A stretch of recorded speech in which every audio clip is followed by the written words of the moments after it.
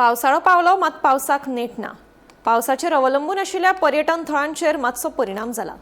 मात आंबोलीच्या दोंगुल्ल्यांनी आपले मोठेपण सांबाळ्ळा। पावसाक जोर नाशिल्ल्यान उदकाक नेट ना, पूण पावस आनी धुक्याचो आपालिपाचो खेळ मात चालू आसा। बरेचशे घसघशे आंबोलीच्या दोंगुल्ल्यांनी घसघसपाक सुरवात जाल्या। पावस नासलो तरी आंबोलीच्या पर्यावरणाचो लाव घेवपाक पर्यटकांनी आपली हजेरी लायल्या।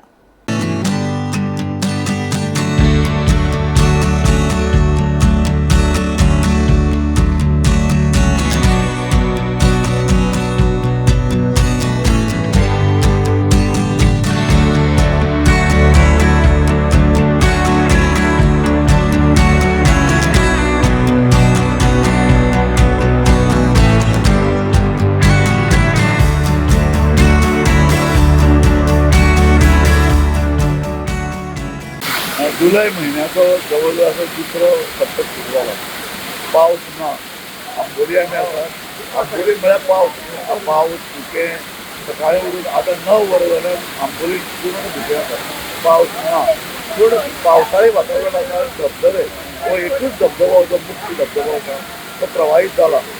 तसो पयलींचे भशेन तसो नेट ना, पूण लोक येतात, गर्दी आसा।